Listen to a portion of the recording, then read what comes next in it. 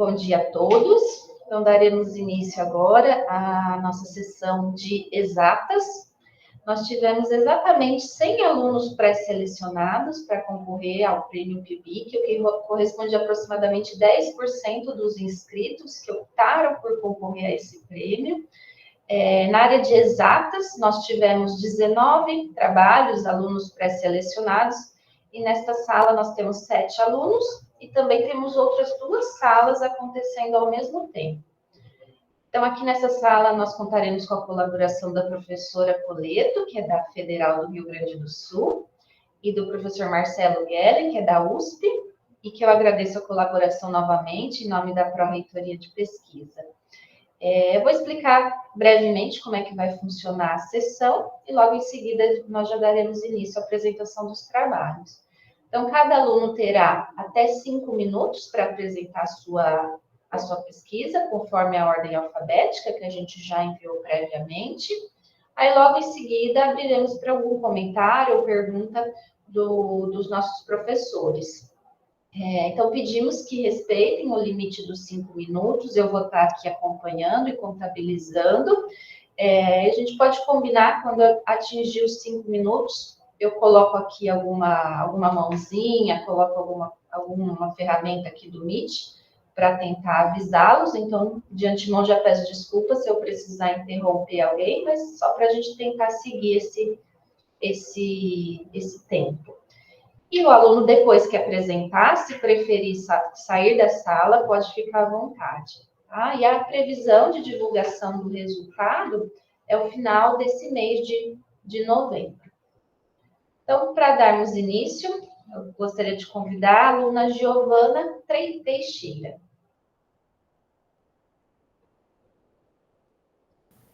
Oi, tudo bem? Bom dia, Compartilho minha tela. Bom dia, tudo bem? Vamos lá.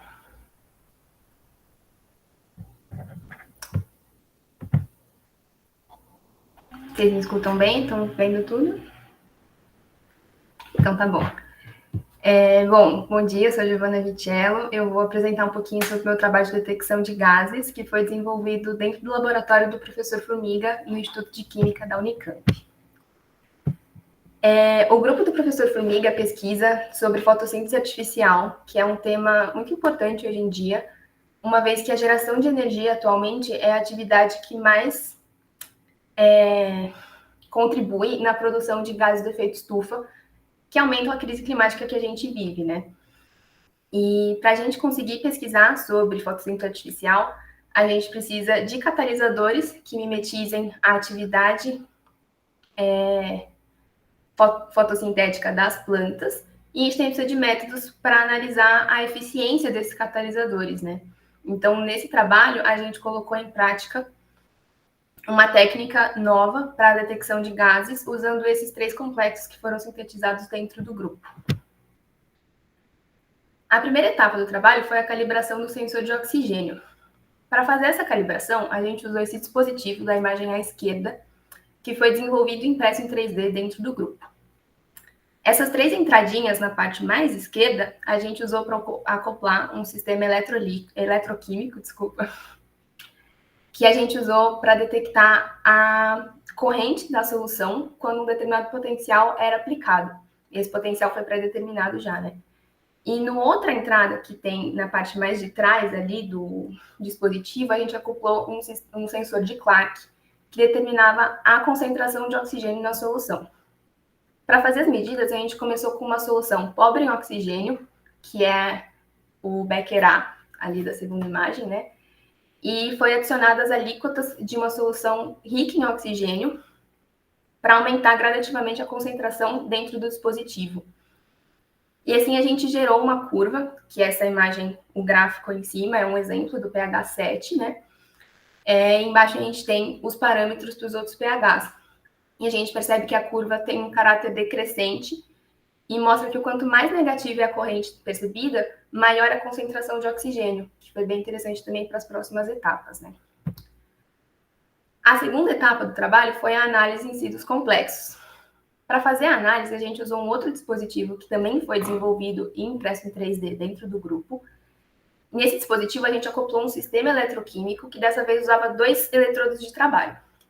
O eletrodo de trabalho 1 foi responsável por aplicar potencial na solução para fazer a oxidação. E já o eletrodo de trabalho 2 fez a mesma análise que a gente fez na primeira etapa, então ele estava determinando a corrente dessa solução. Além disso, a gente também acoplou nesse dispositivo um micrômetro e com o auxílio de um microscópio digital, a gente determinava a distância entre esses 2 eletrodos de trabalho, porque as análises foram feitas em distâncias determinadas de 0,6 até 0,1 milímetros. As imagens aqui ao lado dos gráficos representam o pH 4, a gente fez também pH 7 e 10. A imagem de cima são dados experimentais da corrente que a gente percebeu no eletrodo 2, de trabalho 2, né? E a gente percebe, então, que chega um determinado potencial e essa corrente cai, provando a existência de oxigênio, né?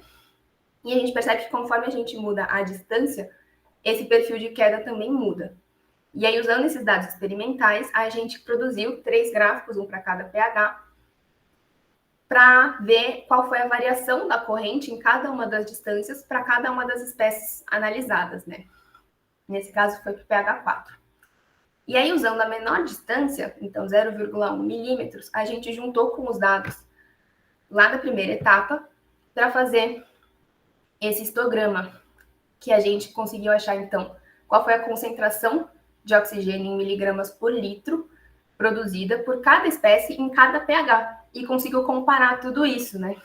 Então, para o exemplo que a gente fez aqui, no caso, né, a gente nota que o pH 4 teve mais atividade catalítica, e a gente identifica um dos complexos que foi realmente o que teve mais trabalho catalítico, que foi o rutênio HBIM-PM. E isso mostra também que esse método desenvolvido foi eficiente para determinar, então, qual foi a produção de oxigênio e comparar como a mudança nas condições do experimento afetam na produção, no trabalho catalítico de cada um dos complexos. Então, era esse meu trabalho. Agradeço o tempo de vocês, a atenção e o apoio também da universidade. Muito obrigada, Giovana. Professores?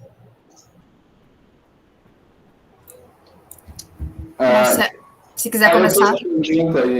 Primeiramente, Giovana, parabéns pelo trabalho, está muito bem feito, um trabalho experimental bem elaborado, certo? Tá? Minha dúvida que eu tenho, que eu acho que não foi discutida, em relação à estabilidade desses complexos durante a fotocatálise, né? A eletrocatálise. Você notou alguma decomposição ou eles são bem estáveis? Eles são bem estáveis. A gente percebeu que, para começar, de fato, a catálise, eles sofrem uma oxidação ainda. Eu não cheguei a colocar aqui porque não cabia no slide, mas no resumo eu acho que está lá, que a curva do eletrodo 1 mostra algumas oxidações antes, mas ele não chegou a decompor. A gente percebeu também que ele aderiu um pouco na superfície dos eletrodos, mas até aí a gente fazia as análises, limpava os eletrodos e foi tranquilo de trabalhar. Legal, obrigado. Só isso. Giovana, parabéns a ti, ao teu orientador, ao coautor do trabalho. Imagino que seja um aluno de pós-graduação. Sim, ele é doutorando do grupo. Uhum. Eu, para ser sincera, eu tenho várias perguntas, mas nós não temos muito tempo. Então, eu vou me ater a 2 que têm conexão uma com a outra. Tá? Okay. Primeira coisa que me salta aos olhos é porque rutênio e não alguma coisa mais barata.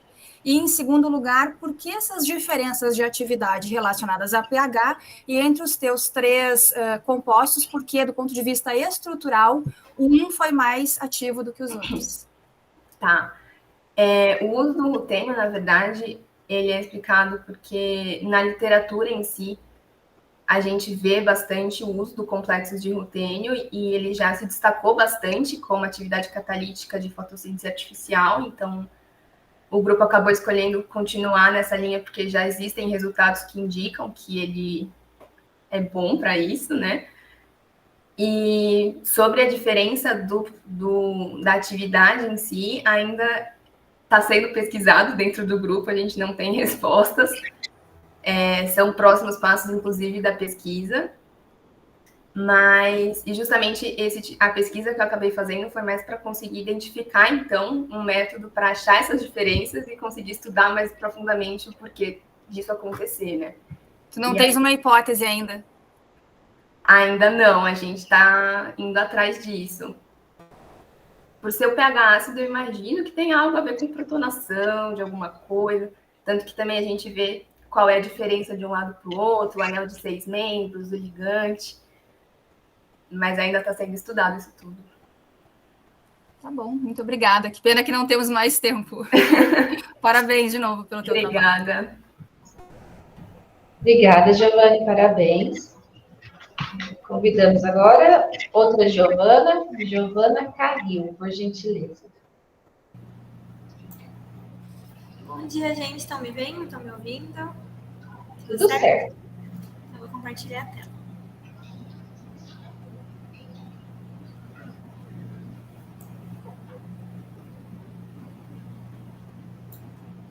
Certinho, Giovana, pode começar. Bom dia, meu nome é Giovana Carril e eu vou apresentar sobre o meu projeto que teve como tema análise da absorção de triclosan em microplásticos de polietileno tereftalato, usando diferentes matrizes aquáticas e um diferente grau de oxidação do polímero. É uma breve introdução. Os microplásticos são partículas de polímero com tamanho menor que 5 milímetros e estão presentes no ambiente hoje em dia como um contaminante. É um problema que vem aumentando nos últimos tempos. O triclosan, que foi o composto escolhido, ele é muito utilizado na indústria como conservante e fungicida, principalmente em itens de higiene pessoal e de uso doméstico. E ele tem toxicidade aguda e crônica para o meio ambiente. E esse composto pode interagir com plástico, por exemplo, nas embalagens dos compostos, que quando descartados de maneira inadequada, podem se degradar ao tamanho de plástico, de microplástico, ou então quando esses produtos de higiene pessoal, como pasta de dente, esfoliante facial, contêm as microbeads, que são microesferas de plástico, e pode ter essa interação. E aí, desse modo, o microplástico pode agir como um vetor de triclosan no meio ambiente, e a alteração do plástico pode alterar o comportamento do contaminante. A metodologia consistiu em 3 passos. A primeira foi o desenvolvimento de um método para quantificação do triclosan usando cromatografia líquida de alta eficiência. A segunda foi a obtenção dos microplásticos. Foram comprados como pellets, foram moídos em um moinho analítico de facas e foram peneirados entre 106 micrômetros e 500 micrômetros. Para os plásticos degradados, eles ficaram em uma câmara de degradação com luz UVC por aproximadamente 72 horas. Os ensaios de absorção consistiram em 20 mg do microplástico, que poderia ser virgem ou degradado, e 4 ml de uma solução de 1 mg por litro de triclosan em água ultra pura, água de rio ou água de mar. Esses tubos de ensaio ficaram em agitação em períodos entre 10 minutos e 2 horas, passou por uma etapa de filtração e foram diluídos 10 vezes para injeção no cromatômetro. O primeiro empecilho encontrado nessa pesquisa foi que havia retenção do composto nos filtros utilizados e nos frascos de armazenamento. Então, foram testados alguns tipos de filtro, nylon, PVDF, PTFE, e a recuperação foi muito baixa, houve uma perda significativa do composto. A melhor foi de PTFE, mas ainda assim era uma recuperação baixa de 50%, então foi adotado um método de saturação prévia do filtro, onde são passados 2 ml, são descartados esses 2 ml para preencher os sítios ativos do filtro, e aí sim os próximos 2 ml são coletados como amostra. Aconteceu também a absorção no Eppendorf, que é feito de polipropileno, que é um outro polímero. Então, para essa pesquisa, a gente usou só Vial Amber. Aqui é apresentada a eficiência de absorção. Se a gente analisar só uma mesma matriz, os diferentes tipos de plástico, nota-se que teve maior eficiência de absorção em plástico virgem do que em plástico degradado. Analisando diferentes matrizes para o mesmo tipo de plástico, pode-se notar a maior eficiência de absorção em água ultrapura, seguida por água de mar e água de rio. Isso acontece devido à complexidade da matriz. A água de rio foi coletada no Ribeirão Enhumas, que é aqui em Campinas, e é muito poluído e tem um alto teor de matéria orgânica. Então, esse composto orgânico vai absorver no microplástico e vai competir com a absorção do composto. A mesma coisa acontece com a água de mar, com os íons de sal em solução.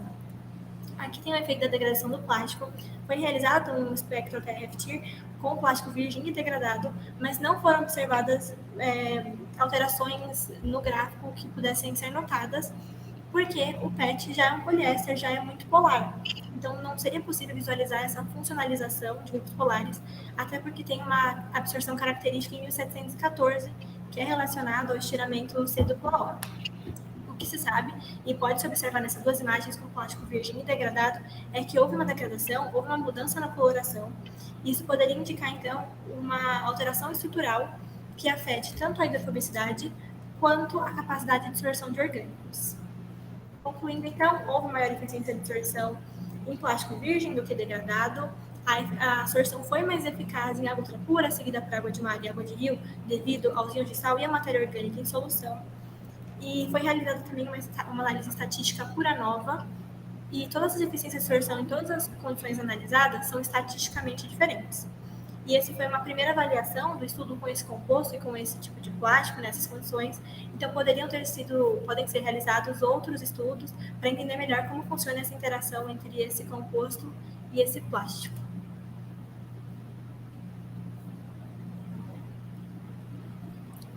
Muito bom, Giovana. Obrigada. Professor Marcelo, quem começa? Fernanda, começa você, por favor. Tá bom. Vamos fazer uma dobradinha. Isso. Por favor. Perfeito. Giovana, parabéns pelo teu trabalho, né? O trabalho da tua orientadora. Professora Cassiana, eu percebi que são as únicas autoras desse trabalho. O que me chamou a atenção foi o volume de trabalho. Eu compreendo que tenha sido só você, né, a realizar esses experimentos sem uma participação direta de pós-graduando, estou correta? Sim, na verdade, a pesquisa segue uma proposta aqui do laboratório. Tinha uma doutoranda que eu me baseei no projeto, e o laboratório em si me ajudou, né, com as técnicas, enfim, mas, em geral, foi a minha professora. Tá, então vamos às questões, né? De novo, eu teria várias. É um trabalho muito interessante, porque eu entendo que, do ponto de vista da química analítica, estudar microplásticos é algo novo, não tem nem 10 anos. Então, é muito difícil encontrar métodos clássicos na literatura para isso, né? Ainda não existem martelos batidos com relação a esses métodos envolvendo microplásticos. Eu fiquei me perguntando uma coisa bem banal. Não só da área de microplásticos, não só da química analítica, mas o que eu sei é que, geralmente, numa primeira triagem de microplásticos, se separam eles por cor. Por quê? Né? Por cor, por coloração. Sim. E essas cores não seriam um problema do ponto de vista analítico para você? Outra dúvida, tá? Com relação à questão da absorção, né? Vocês não chegaram a pensar em fazer isotermas de adsorção para entender o tipo de mecanismo que está envolvido nessa interação? Sim, eu vou começar pela isoterma. Era planejado que fossem realizados, mas aconteceram algumas coisas no caminho que são difíceis de resolver. Por exemplo, o problema do filtro e do Eppendorf, até relacionar que era isso que estava atrapalhando, mas poderiam sim ser realizados. A gente tinha o intuito de fazer isotermas e poderia ser um estudo posterior. Em relação à cor, não é uma coisa que eu imagino que afete muito para nós, porque a gente compra o pellet, o que a gente está querendo analisar, na verdade, é ele virgem e degradado. Então, ter essa mudança de coloração não é o que influenciou. Na verdade, foi até um indicativo para a gente que o plástico degradou sim, né? Não sei se eu respondi a sua pergunta. Na verdade, isso é uma coisa a ser avaliada, né? Tem a ver com a seletividade do método, né? Sim. Mas eu compreendi o teu ponto. Muito obrigada.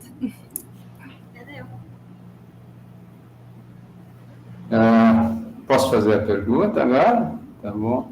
Bom, primeiramente, Giovana, parabéns. Como foi colocado pela Fernanda, é um trabalho de iniciação científica. E a gente gosta muito disso, ver o desempenho do estudante num tema, né? Um tema tão interessante e tão pouco explorado, né?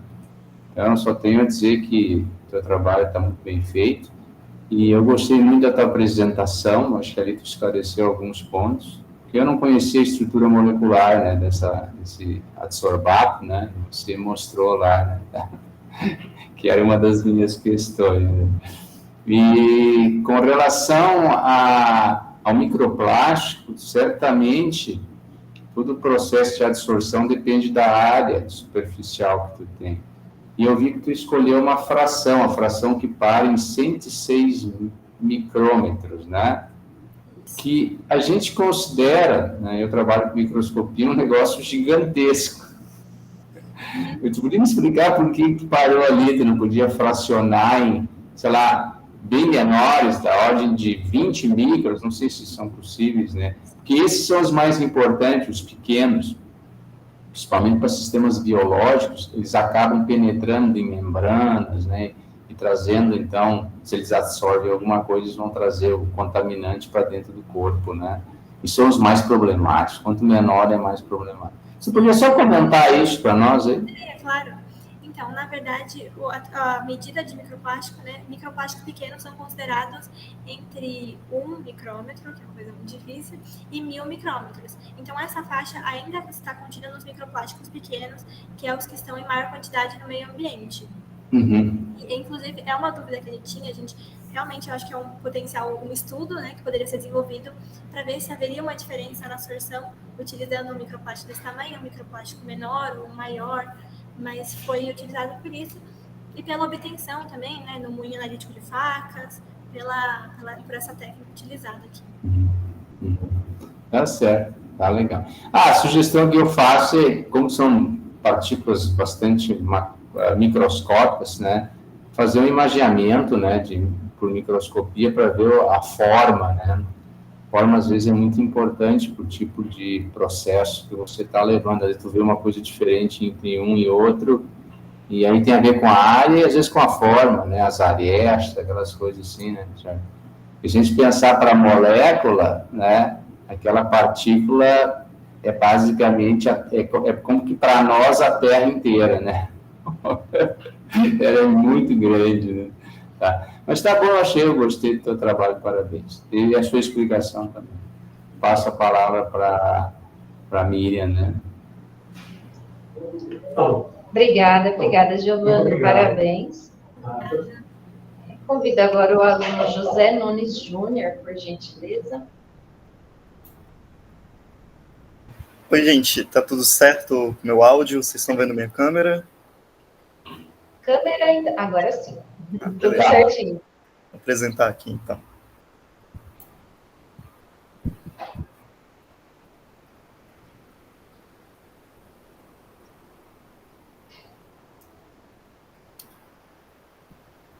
Só um instantinho que o meu computador está dando umas travadas. Compartilhando aqui a tela.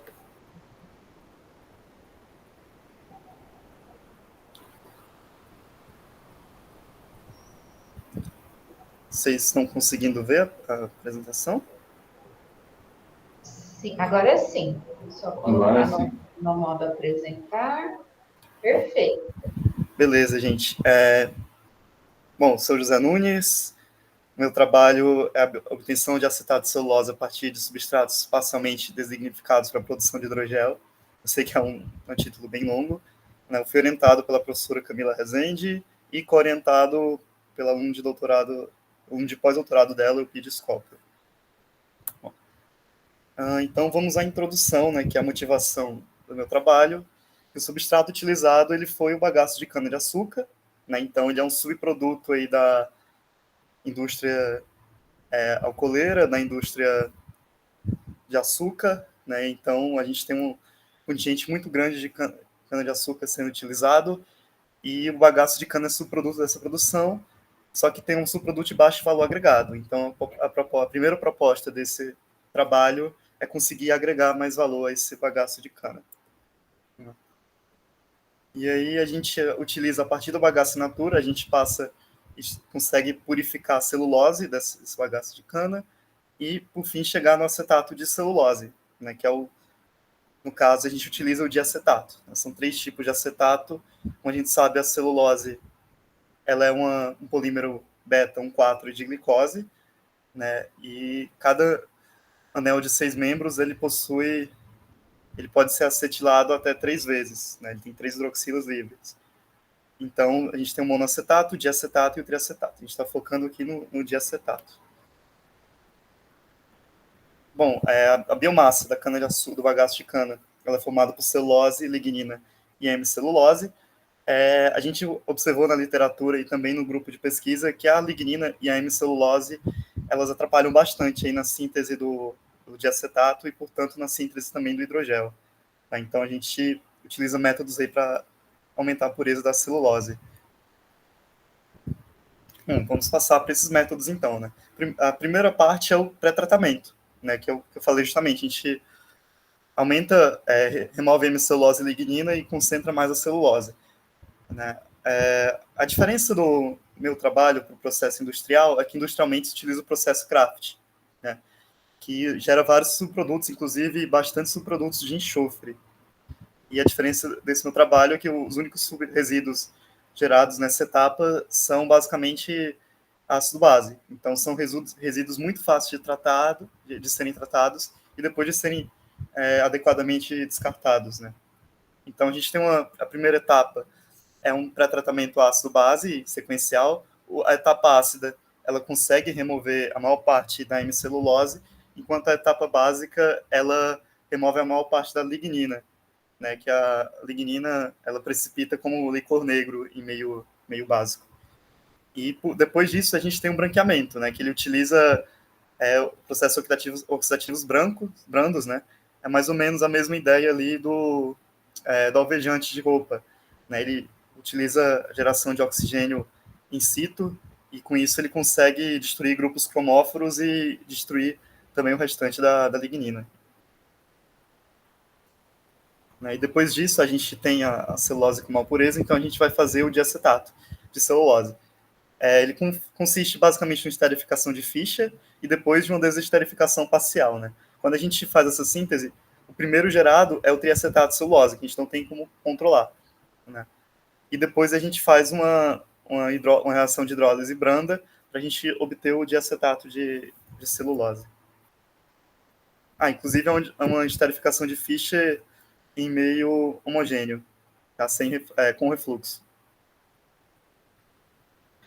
Bom, e aí, depois dessa obtenção do diacetato de celulose, a gente tem a parte final, que é a síntese do hidrogel. Ela se subdivide em duas etapas.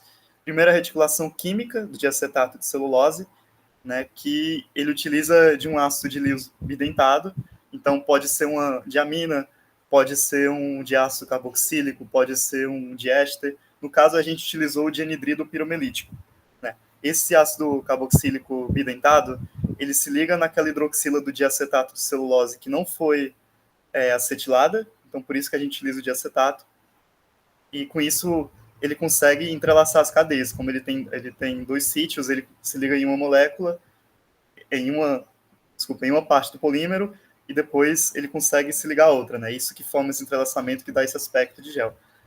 Só que depois a gente tem que fazer a troca de solvente, né? Que a gente parte de um solvente orgânico e a partir de processos aí, demorados, a gente chega no solvente que é a água, que aí com a água a gente tem o hidrogel em si, né?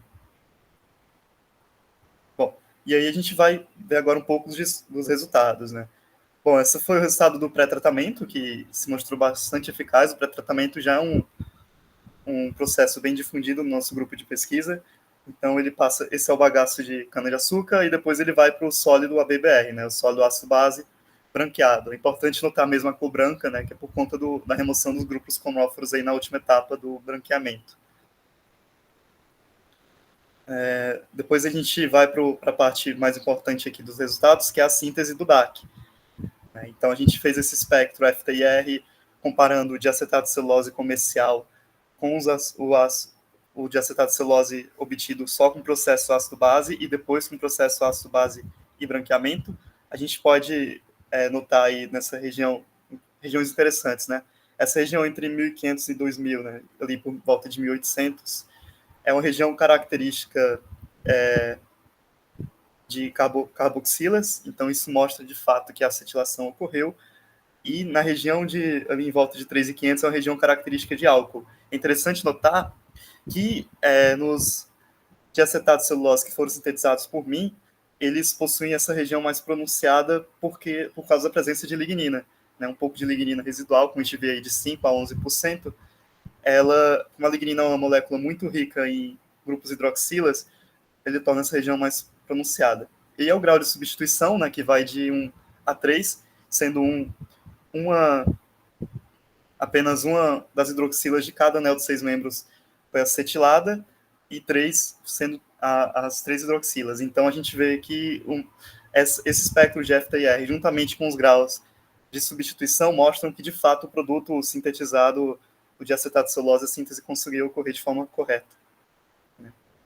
E, por fim, a gente tem é a síntese do hidrogel, né? Aqui eu coloquei as fotos das diferentes etapas do gel até chegar no hidrogel, né? Então, a primeira parte da síntese, que é aquela reticulação, ele é feito em acetona, né? A gente já vê um aspecto aí de gel, né? A segunda, e depois a gente foi para a troca de solvente. Então, são intervalos de 24 horas entre os solventes, né? A gente começou em acetona, depois a gente passou para o etanol e, por fim, a água, né? É interessante notar que na água ele obtém esse aspecto mais concentrado, mais, como é que eu posso dizer? É mais junto, né? Uma coisa só, diferente da acetona e do etanol, que aumenta também o aspecto de gel. Bom, gente, esse foi o meu trabalho. Espero que vocês tenham gostado. Obrigada, José. Professores, por gentileza. Bom, posso iniciar, Fernando? Tranquilo? Tá. Então, eu gostei muito do teu trabalho, achei um trabalho experimental bastante amplo, né? Certo? Que você começa lá desde o bagaço de cana, né? Que é tradicional como fonte de celulose, e chega até a fazer um hidrogel e mostrar. Então, muito bacana o teu trabalho, né? E muito bem feito também. A minha dúvida é com respeito, por exemplo, quando tu faz ali, tu tem que solubilizar essa celulose, né?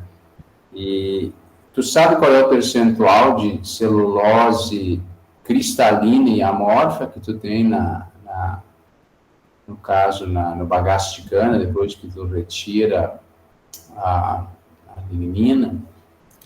Boa pergunta. Olha, no bagaço de cana, a gente não chegou a fazer, né? Porque realmente ele não tinha um interesse tão grande para a gente. A gente fez mais no diacetato já em si, né? Depois que já tinha feito a acetilação. Então, a gente tinha um teor de lignina de 5%. Né? A hemicelulose, ela é muito solúvel em solventes ácido base, então a gente pode dizer que a gente tem cerca de 0%. Então, a gente pode dizer que a gente tem 95% de diacetato de celulose após a síntese do diacetato. Mas porque assim, quando tu faz ali o processo, tu chegou a fazer alguma microscopia para ver se tu está realmente dissolvendo bastante essas fibras, ou essas fibras estão bastante... Pela figura que tu tem, elas não tá dando um gel opaco. Significa que o tamanho de fibra é bastante pequeno, né? Você tem alguma informação? A gente não chegou a medir, não, o tamanho de fibras. Deve ser bem pequeno, já está na parte daqueles whiskers, né? Aquelas fibras bem pequenas, né? Provavelmente, né? A região ali de nanocelulose, ela é em torno de 5, né, nanômetros. Só faltou essa parte para saber qual é o teu produto, teu reagente, né? Celulose, como ele se encontra no início de fazer a acetilação, né? Isso é um ponto talvez importante para as características do gel que você vai obter futuramente. Mas tá de parabéns, obrigado pela discussão. É uma área que pode ser investigada, assim, que deve ser investigada no futuro.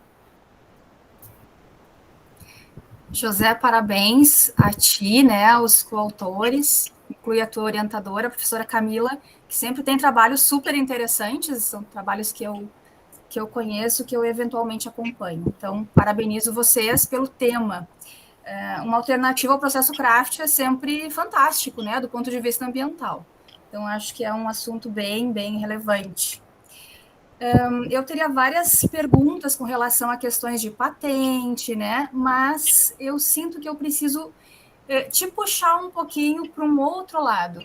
Eu entendo que é um grupo de físico-química, mas quando a gente utiliza outras áreas como ferramenta, a gente não pode esquecer dos princípios dessas ferramentas. Se tu puder, por gentileza, colocar o slide da acetilação e posterior desacetilação. Tá, muito bem. A primeira pergunta que eu me fiz, como é que vocês controlam, né, o fato de ser um diacetato, tá aqui a resposta. Mas, assim, do ponto de vista da química orgânica, te lembras o que acontece exatamente aí? Como, assim... Porque a figura é muito clara, né? É um grupo, uma hidroxila, que foi desacetilada. Por que essa foi escolhida e não alguma outra?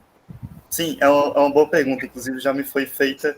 A gente já chegou até a tentar investigar com RMN, né, para saber qual era de fato a hidroxila que estava sendo acetilada, e de fato era aleatório, né, assim, basicamente, eu sei o que a imagem deu a entender que estava sendo sempre essa, mas na verdade ela é aleatório.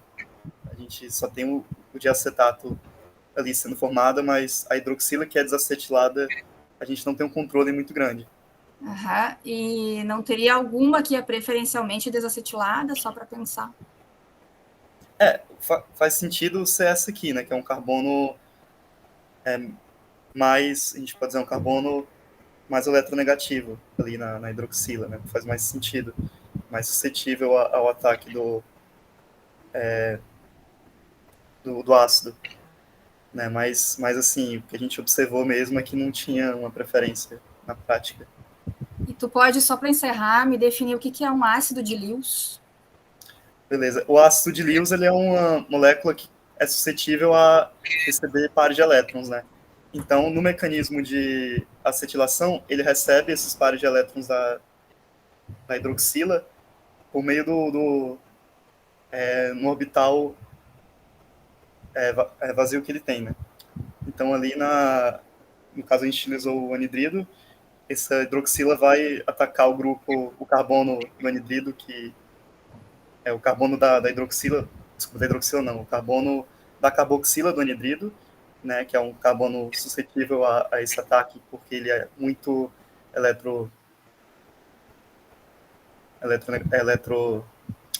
eletropositivo, então ele recebe esse ataque, e com isso ele, como ele é bidentado, né, ele recebe ataque de outra hidroxila, de acetato celulose, e consegue fazer essa cadeia do hidrogel.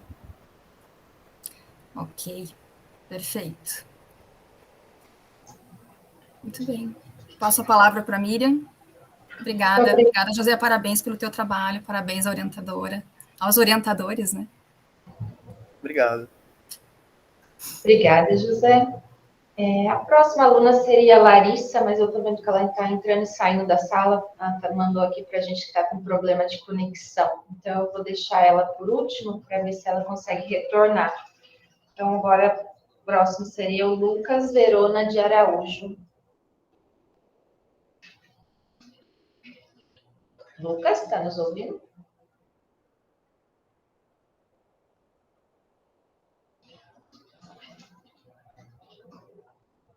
Ok.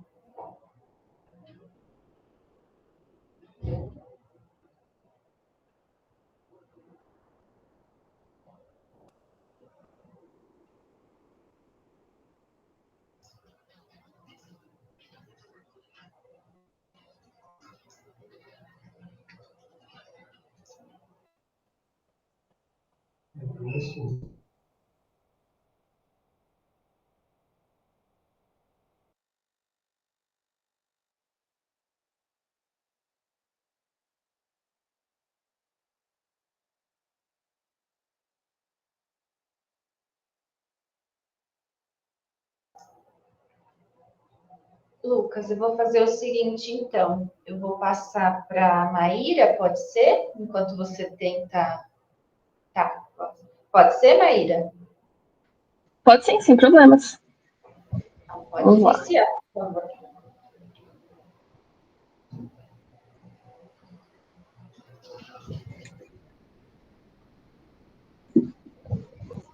Bom, olá, bom dia a todos. Meu nome é Maíra. Eu vou apresentar o trabalho intitulado Desenvolvimento de Biosensor Eletroquímico do tipo Wearable para o monitoramento de álcool em ar exalado. Esse trabalho foi feito no laboratório do professor William Reis de Araújo, do Instituto de Química, sobre coorientação do mestre Lucas Felipe de Lima. Bom, eu acho que é de conhecimento de todos a lei de 2008, chamada de Lei Seca, que impõe o limite de alcoolemia zero a condutores no Brasil. Porém, como que é feita essa medição? É com bafômetros comuns, que são a base de dicromato de potássio, que é um agente oxidante muito forte, porém que apresenta risco à saúde humana e também é comum de dar falsos positivos para pacientes de certas condições, como, por exemplo, de diabetes. Então, surge a necessidade da gente fazer um método mais sensível para a detecção desse álcool. E a nossa metodologia proposta está aqui nessa figura que a gente propõe a utilização de um sensor eletroquímico à base da enzima alcoxidase. E como que a gente fez esse sensor? A gente fez esse sensor pela tecnologia de carbonização superficial por laser de CO2, onde a gente carbonizou trilhas, a gente fez trilhas condutivas num substrato polimérico, nesse caso a polimida. E a gente fez um sistema de 3 eletrodos, onde o eletrodo de referência e os contatos elétricos foram pintados com tinta condutiva de prata, cloreto de prata, e depois a gente fez dois tipos de modificação, por drop casting e por eletrodeposição mesmo. As metodologias de modificação, como disse anteriormente, a gente tem duas. A gente teve a síntese de azul da Prússia, que foi feita com nanotubos de carbono de parede múltipla, dispersos em HCl, com ferro 2, ferro 3 e um pouquinho de PEI, 3%. Já a eletrodeposição de ouro foi feita utilizando a técnica de cronoamperometria em uma solução de ácido tetracloroáurico. E quais resultados a gente obteve? Primeiramente, para caracterizar, a gente fez 2 tipos de caracterização para o uso da Prússia. A gente fez a caracterização voltamétrica, onde a gente consegue ver um perfil que se assemelha ao da literatura, e também um perfil de difração de raio-x, onde a gente consegue ver o azul da Prússia em azul e o próprio eletrodo LSG em preto, comprovando novamente o esperado da literatura. E, bom, como a nossa enzima, ela, na presença de álcool, ela produz peróxido, a gente fez primeiramente a detecção de peróxido para saber como que o nosso eletrodo responde. E a gente teve uma região linear de 200 a 1250 micromol. Após isso, a gente tem uma saturação na resposta, indicando que não é muito bom para a gente fazer a quantificação em amostras reais, uma vez que a gente tem essa saturação da resposta. Então, a gente decidiu mudar e a gente passou para o ouro. Novamente, para as caracterizações do dispositivo, a gente tem a voltametria, onde a gente percebe um comportamento comum do ouro já esperado, e as micrografias eletrônicas de varredura. Aqui a gente trouxe duas amplificações, onde a gente consegue ver estruturas que se assemelham até com certas árvores, indicando a presença de ouro no nosso eletrodo. E já a curva analítica com o peróxido apresentou um regime linear muito melhor. Então, a gente consegue ter um regime linear de 0,05 até 10 milimolar, e esse regime linear muito grande permite que a nossa atuação seja muito melhor, seja muito mais vasta. E, bom, caminhando para as conclusões, a gente consegue concluir que um sensor eletroquímico baseado na tecnologia do LSG foi desenvolvido. A modificação com ouro promoveu um melhor regime linear, uma melhor seletividade para a detecção da redução do peróxido, e também o custo final do dispositivo, mesmo com ouro, ficou abaixo de 1,50, permitindo que a gente possa aplicar ele para momentos que não estamos no laboratório, aplicar ele mesmo como um dispositivo wearable e point of care. E como perspectivas, a gente coloca realmente o desenvolvimento do biosensor com o ancoramento da enzima alcoxidase na superfície do eletrodo de trabalho para a detecção do ouro. Também a quantificação de álcool nesse lado, em meios aquosos e em meios gasosos de ar exalado. Também, novamente, caracterizações mecânicas e espectroscópicas a gente coloca no futuro para a realização. E, bom, eu acho que é isso que eu queria apresentar. Muito obrigada pela atenção e pela oportunidade. Abra perguntas. Obrigada, Maíra. Professores? Parabéns ao orientador, ao co-orientador também. É um trabalho bastante aplicado, né? E ao longo tanto da leitura, né, do teu resumo, quanto agora na tua exposição, eu fiquei me perguntando quanto custa.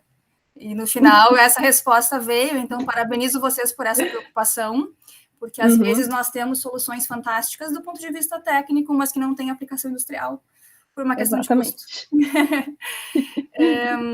Eu fiquei com uma dúvida, talvez até bem singela. Qual foi a dificuldade de se trabalhar com a enzima, dado que ela tem as suas características próprias por ser uma biomolécula? Justamente essa ancoragem da enzima no nosso sensor, a gente teve uma certa dificuldade, a gente estava testando várias metodologias da literatura, e a gente percebia uma resposta não tão ideal. Então, em vez de a gente observar uma diminuição da corrente fazendo a nossa curva analítica, ela começava a aumentar ou não respondia na presença de álcool, então a gente conseguia concluir que ela não estava ancorada, provavelmente, no nosso sensor, e não estava dando essa resposta que a gente estava esperando. Então, a gente estava testando várias formas de modificar para ver qual que surtia mais efeito. Qual foi a principal dificuldade do trabalho? Olha, eu digo que essa justamente é uma ancoragem na enzima, porque eu nunca tinha trabalhado com biomoléculas, e até você descobrir como ela responde melhor é um processo bem longo. E acho que na parte do peróxido degrada com luz, então às vezes, como a gente faz uma análise que tem 1 minuto de resposta, às vezes a gente já percebia que a solução não podia ficar na bancada, e porque senão degradava, tinha que refazer. Então, acho que ter esse cuidadozinho foi a parte mais difícil. Perfeito, obrigada. Obrigada. Maíra, parabéns pelo trabalho, acho que é um trabalho bastante interessante. Versa sobre elaborar um sensor, versa sobre qualificar esse sensor dentro de um espaço analítico para que ele possa responder, né? Então, está de parabéns. A minha pergunta que eu tenho, vi agora na tua apresentação, que você utilizou de ouro, né, certo? Mas tenho visto muitos trabalhos na literatura, não sou dessa área, né, claro, mas que utiliza, certo, nanopartículas de ouro, né? Você diminui a concentração de ouro em massa, né? E em muitos casos você consegue facilmente ancorar a proteína, né, que é sensível, nesse teu caso aí, produção de peróxido. Né? Queria que você comentasse isso, né? Se vocês têm, não sei se é possível ou não, depende do método que você faz do sensor, lá às vezes você tem que ter uma quantidade bastante grande para conduzir também. O ouro não é só o ancoramento da proteína, mas sim também ele é o condutor seu ali para você ter o trabalho, né? Olha, o controle, a gente não, fazendo a eletrodeposição, a gente não consegue quantificar, tipo, enquanto essa medida está acontecendo. Mas depois a gente consegue fazer a verificação, tipo, do aumento da área eletroativa do nosso sensor, fazendo o sensor sem ouro e com ouro. Então, a gente consegue ter, se eu não me engano, dar um aumento de 318% da área, em relação à área geométrica do nosso eletrodo. Em relação à utilização de nanopartículas ou nanoestruturas assim, é possível de utilizar os dois. A gente escolheu a eletrodeposição por ser mais fácil, ela já está na superfície do eletrodo, então você não depende de uma etapa prévia, mas é possível também. Eu só tenho mais uma pergunta bem rápida. Ali você viu a relação linear com a concentração do peróxido de hidrogênio formado, né? E a gente sabe que tem um limite de álcool, né, que a gente deve ter. Onde é que ele cai ali? Cai no meio, cai mais no início, ou cai muito no fim da curva? Você tinha alguns problemas. Né? Você fala em relação ao limite que a gente mede no... Quando você faz a baforada lá, tem um limite de detecção, né? Acima daquele você perde a carteira. Né? Onde vai cair aqui no teu sensor? Deve cair pela região mediana, ali não muito do fim, né? Seria isso? Pela legislação, não tem um limite aceitável. Então, qualquer detecção de álcool já impõe você perder a carteira. Então, isso era um ponto que a gente não queria, que o Azul da Plus também não se mostrou muito vantajoso, que a gente não conseguia ter essa determinação certinha da quantidade, mas cai, tipo, qualquer detecção de álcool já... mas eles dão os índices, sim, eles dão mais ou menos, está acima do valor. Eu sei que mudou a legislação, mas eles ainda continuam ponderando o valor aproximado, né, certo? Isso aí depois... Tem um debate depois. Se não apresentar um valor numérico, aí o cara vai dizendo, peraí, como é que é isso? Tem ou não tem? Quantos tem? Né? Sim. Não, mas você cai mais para a região inicial. O detector tem que apresentar um valor. Sim, não pode ser qualquer um. Não, tem quanto? Sim. E pode vir, por exemplo, pode vir de outras fontes, né? Certo? Tem outros elementos que podem ser oxidados e gerar peróxido de hidrogênio, né? Certo? Exatamente. As pessoas já dão um sinal acima, né? Depois comer um chocolate e o chocolate dar a resposta, né? Certo? Uhum. Uma pasta de dente que você lava e, sei lá, e aí dá a resposta. Então tem muito cuidado quando aplica sobre um contexto mais geral, né, certo, de detecção. Sim, sim. Não, Mas reconhecimento é digno com valores, né? Uhum. É mais tarde que eles vão querer fazer, mas a pesquisa básica está muito bem feita, tá? Parabéns. Muito obrigada. Mas isso é uma etapa que a gente visa no futuro. Legal. Valeu, obrigado. Muito obrigada. Obrigada, Maíra. Lucas, tudo certo agora? Acho que sim. Ah, Tá funcionando? perfeito. Vocês me escutam? Beleza. Vou transmitir aqui a minha tela. Parabéns.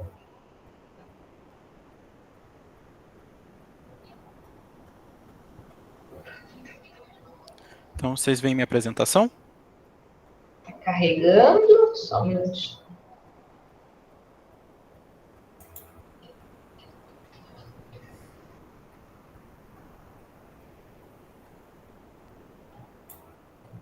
Conseguem Tudo visualizar? certo. Pode começar.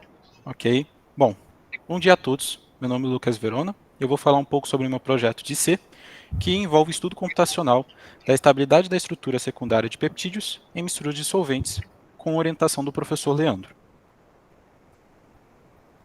Para começar, as proteínas elas são biomoléculas que desempenham inúmeras funções biológicas, e suas funções estão intimamente ligadas à sua estrutura. Os cosolventes eles entram nesse contexto, pois atuam como reguladores estruturais, seja organizando ou estabilizando ainda mais essas estruturas, como é o caso do temal, seja as desorganizando ou as desnaturando, como é o caso da ureia. E assim o objetivo do trabalho é buscar uma maior elucidação mecanística desses fenômenos, utilizando os dois cosolventes citados e um peptídeo, um fragmento de proteína que em água adota uma estrutura de hélice, ou mais precisamente, alfa-hélice. Para a metodologia do trabalho, simulamos o peptídeo em uma solução aquosa, ou seja, água contendo um dos cosolventes em diferentes concentrações. Com as simulações realizadas, extraímos as coordenadas de cada átomo, de cada molécula desse sistema, incluindo do peptídeo, e com essas coordenadas realizamos os cálculos referentes às análises pertinentes. Então, como primeiro resultado que eu trago para vocês, temos o espectro de dicroísmo circular, que nos auxilia a visualizar esses fenômenos estruturais ocorrendo. Vemos que um aumento do ângulo θ em 222 nanômetros, com o aumento da concentração de cosolvente, nos indica uma desnaturação dessa hélice, que é evidenciada pela menor porcentagem da estrutura do peptídeo que na simulação adota esse formato à medida que a gente aumenta a concentração do cosolvente. E esse resultado é particularmente interessante para os sistemas com ureia, já que condizem com observações experimentais.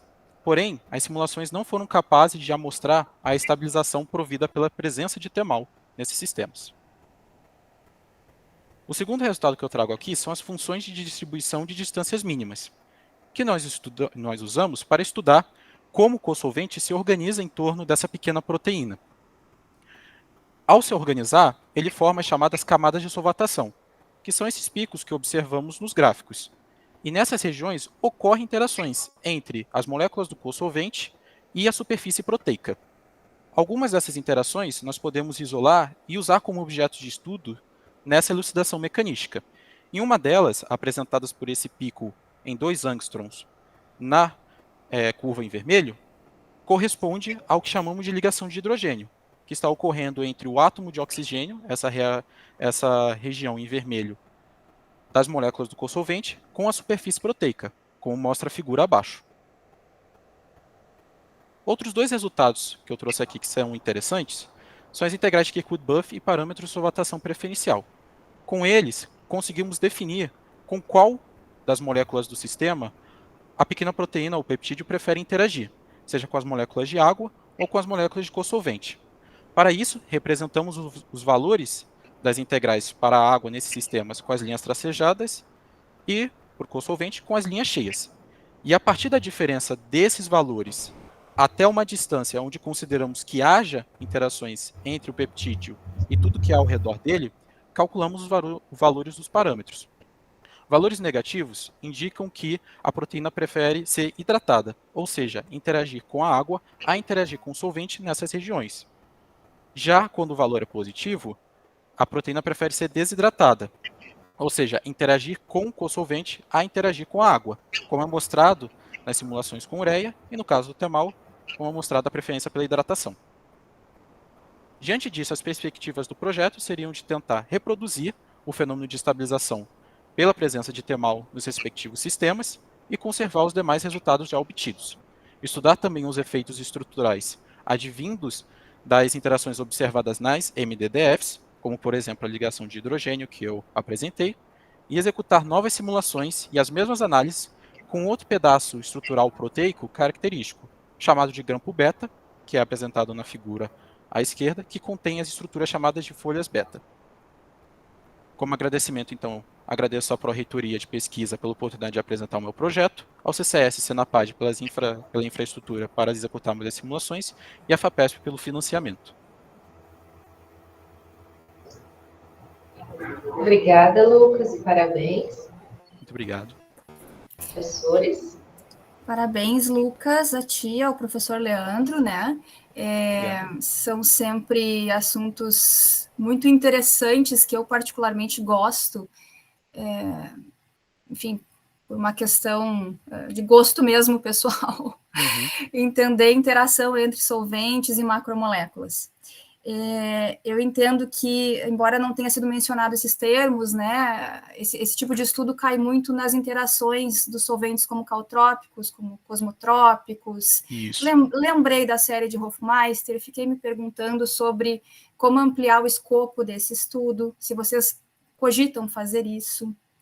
E, principalmente, qual foi o racional da escolha desse peptídeo modelo, dado que, né, me corrija se eu estiver errada, as estruturas do tipo alfa-hélice, folha beta, muito dessas estruturas se deve às interações de hidrogênio que acontecem, né, entre as ligações amida da cadeia principal. Isso. Então, entendi que tu mencionou esse tipo de questão. Se tu puder esclarecer um pouquinho essas dúvidas. Bom, basicamente, o grupo trabalha, né, com essa parte de solvatação das macromoléculas e primeiro, né, falando sobre a escolha, né, dessas duas estruturas, a gente quis reduzir o problema a esse estudo local e então a gente utilizou, né, essas estruturas secundárias ao invés de estudar uma proteína toda, porque às vezes uma parte dela estabilizada influencia em outra região também. E, sim, quando a gente fala de cosolventes, né, a gente sabe que existem muitos estudos ainda que não comprovaram diretamente os mecanismos de ação, né? Discute-se muito sobre a estruturação da água em volta do peptídeo e interações diretas com o backbone para ver essa desestabilização e estabilização. E o grupo a gente decidiu adotar nesse projeto essas estruturas porque principalmente a hélice, ela possui resultados experimentais para as curvas de dicroísmo circular e com outros cosolventes e um trabalho, só colocando aqui na parte do espectro, e trabalhos experimentais que mostram justamente essa mudança no valor do ângulo medido com o aumento da concentração do cosolvente. Né? Então, esses dados são do paper de 94? Isso. Na verdade, a curva experimental em água é do paper de 94. Já essa tendência que observamos é de um outro artigo que ele simula de forma muito semelhante, que ele não simula, ele faz experimentos com uma estrutura muito semelhante a esse peptídeo, que basicamente é formado por unidades de alanina e glutamina, e que se observa essa tendência de que com o aumentar da concentração de ureia, você tem um aumento do ângulo nesse comprimento de onda medido. Já na presença de etemal ocorre uma diminuição, então ele fica cada vez mais abaixo e a gente evidencia a estruturação da hélice. E o grupo tem esse interesse em tentar expandir essa compreensão de cosolventes. A gente já tem também um trabalho publicado envolvendo o estudo com o trifluoretanol, em que a gente também dá mais alguns insights sobre interações que a gente percebeu que ocorriam entre o backbone e a hidroxila do etanol. Eu senti falta da estrutura mais explícita do teu peptídeo. O peptídeo? É. Aqui. É essa aqui.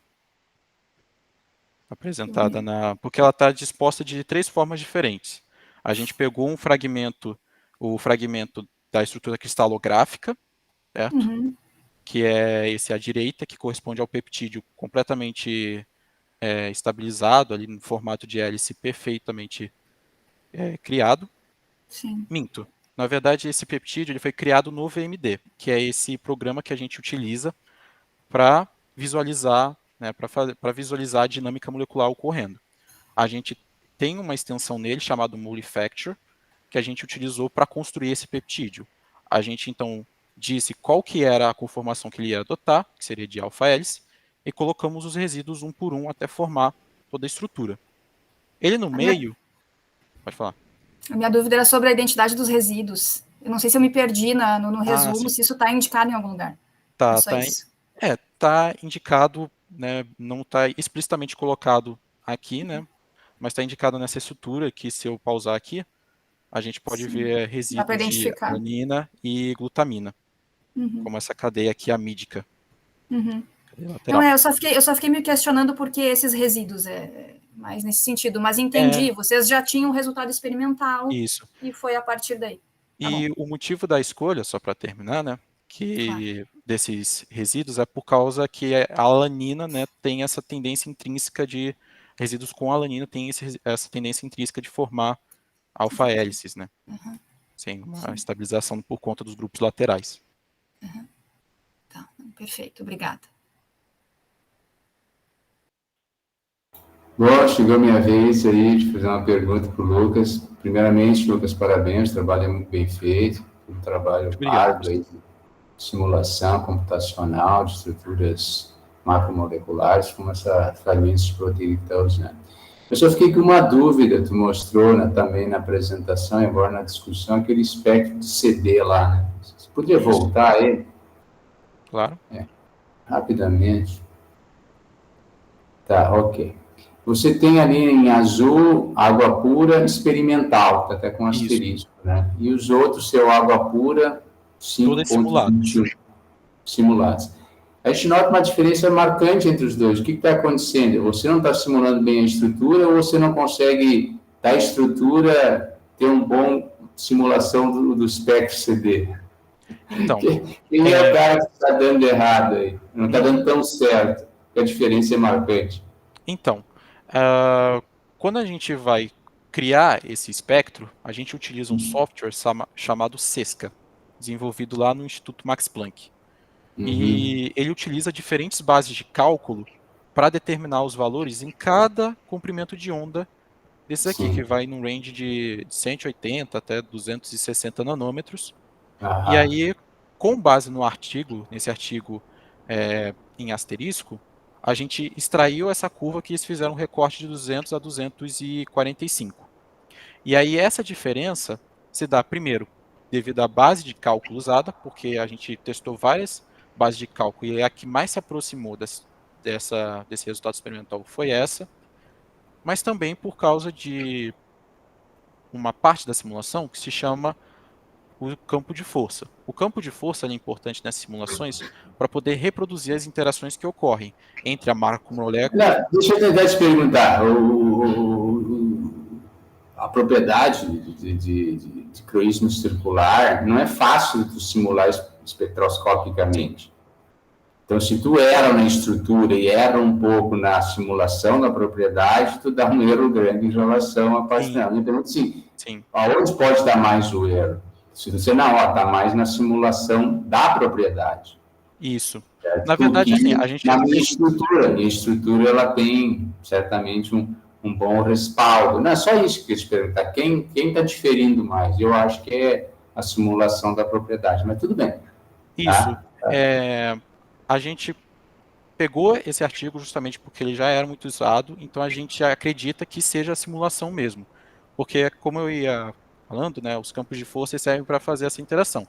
E isso pode ser que, durante a simulação, faça com que a proteína prefira estar desenovelada e isso afete diretamente... Tá, mas isso também não é função, depois do tamanho do fragmento que tu usa, quando tu faz o dado experimental, provavelmente o fragmento é... Foi exatamente o mesmo peptídeo. Mesmo peptídeo, tá, então tá legal. A última pergunta, bem rápida para ti. Você tem um sistema de 3 componentes, né? Me falou mais da associação da água com a proteína, com o fragmento de proteína e do cosolvente que tu coloca lá. Mas tu não falou nada da água com cosolvente, que também é extremamente importante. Isso... Ele é driving force para dar mudanças muitas vezes, né? Então, isso também é uma parte do projeto. Isso também é uma parte do projeto que ela quer estudar também como que mudando, né? Por exemplo, eu vou trazer aqui nesse segundo resultado, que fala sobre essas camadas de solvatação acima de 2 angstroms. Elas são formadas pelas chamadas interações inespecíficas, não específicas, entre essas entidades com a superfície proteica.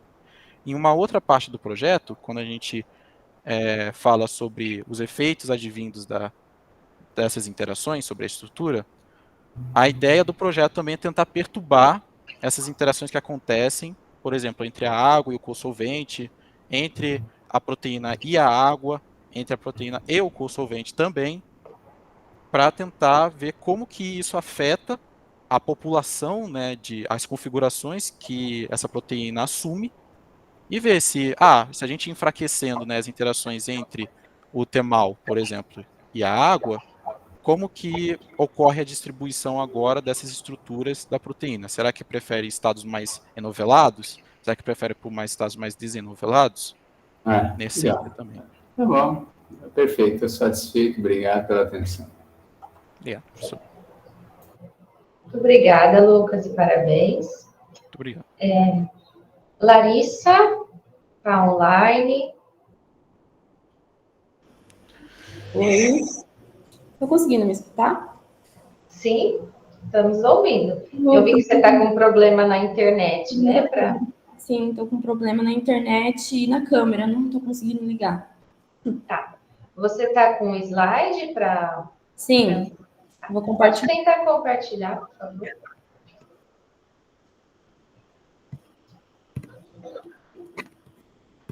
Está aparecendo na tela?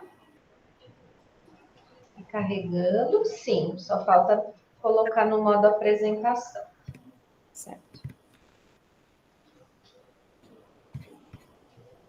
Está no modo apresentação? Para mim, ainda não. E agora?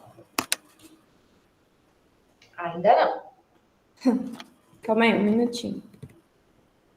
Vou tentar compartilhar novamente. Pode estar em 2 telas. Sim, acho que esse é o problema.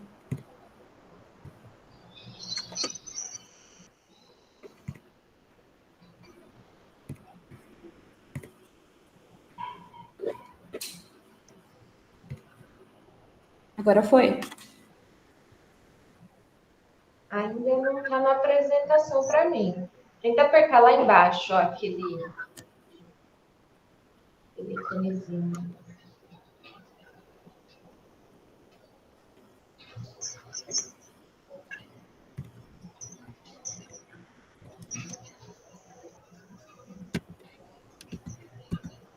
No meu tá em modo apresentação, não entendi.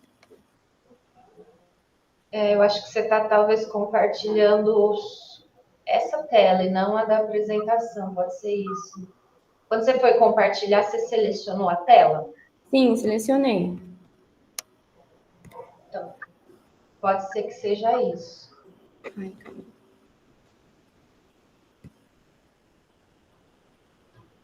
Eu acho que se eu fizer assim...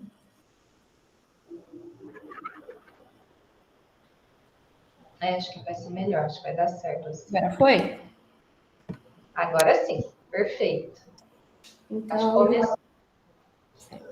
Então, bom dia, meu nome é Larissa e meu estudo foi sobre o estudo da fitotoxicidade de alcaloides produzidos pelo fungo Penicillium digitatus e sementes de citros sinensis.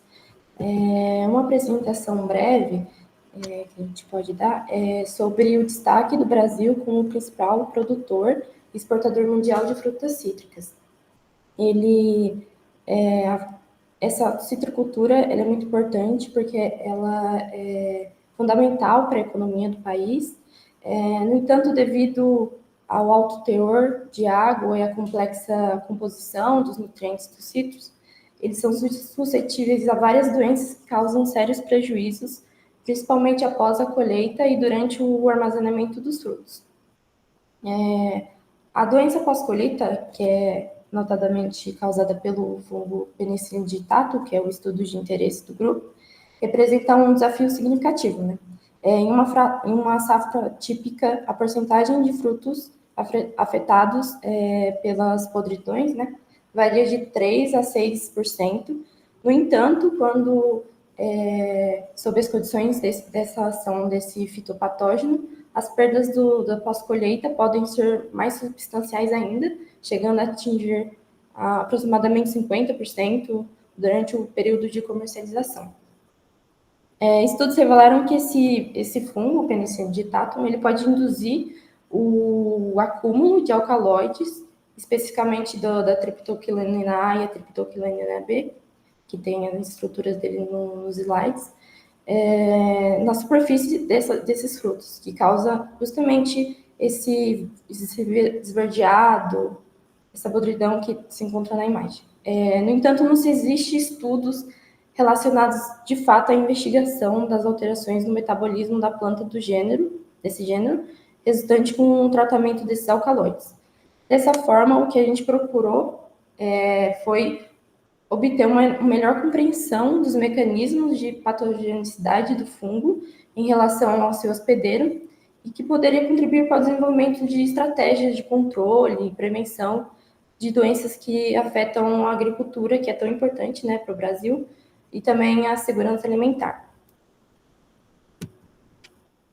Então, o objetivo principal da iniciação científica é entender justamente os efeitos desses alcaloides no metabolismo dessa cultura citrus.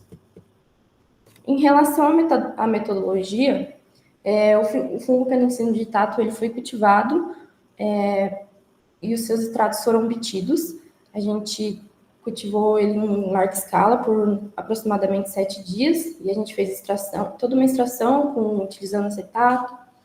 Depois a gente passou para o HPLC preparativo, onde a gente teve as triptoquilaninas A e B purificadas em diferentes concentrações. E aí depois a gente fez 5 controles. A gente usou o controle positivo, o controle negativo e os tratamentos com os alcaloides de interesse, TA, TB, para entender como eles afetavam na germinação. Em relação aos resultados, o estudo visou principalmente investigar, né, os impactos dos alcaloides TA e TB produzidos pelo fungo, mas para isso foram extraídos do extrato fúngico e testados em experimentos de germinação, como está nos slides que a gente colocou nas plaquinhas menores, foram testados justamente nas sementes da cultura.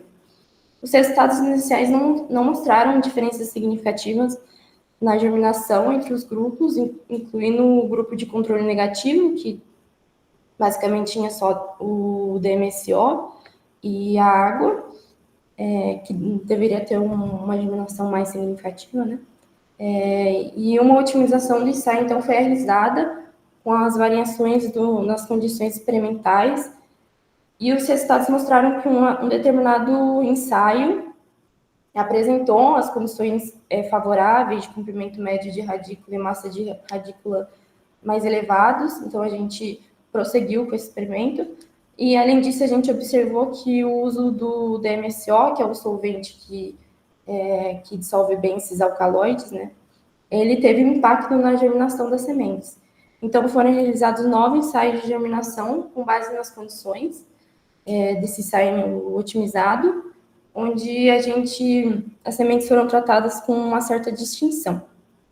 E aí, os resultados que estão aqui é que o controle positivo, ele não germinou, porque ele continha o herbicida, que faz com que haja inibição do crescimento, né, das sementes.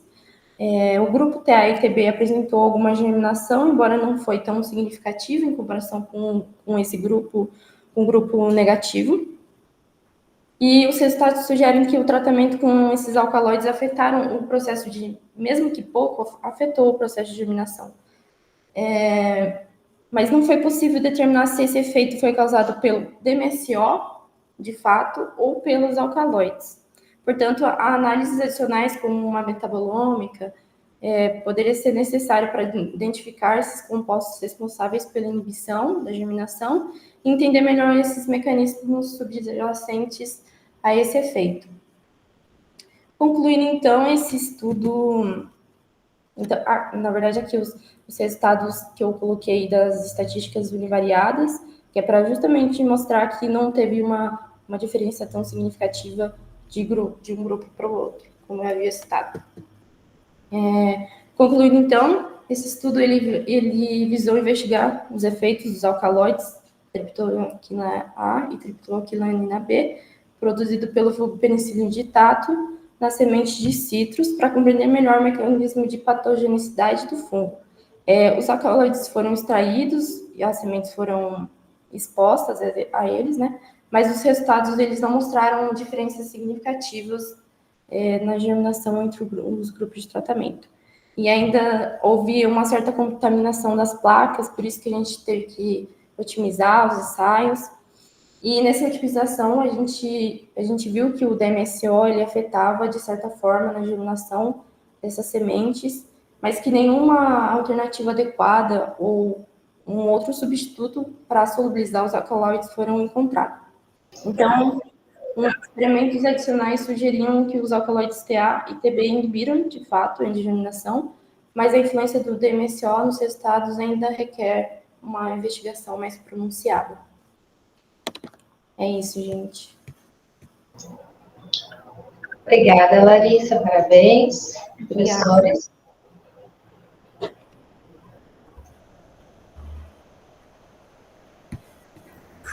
Sou eu que inicio? Então tá. Eu acho que sim, agora eu me perdi.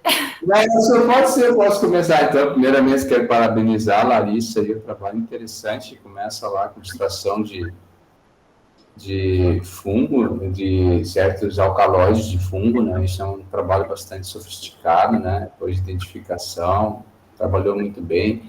Eu só não entendi, assim, o prospecto. Tem duas perguntas, né? Bem rápido.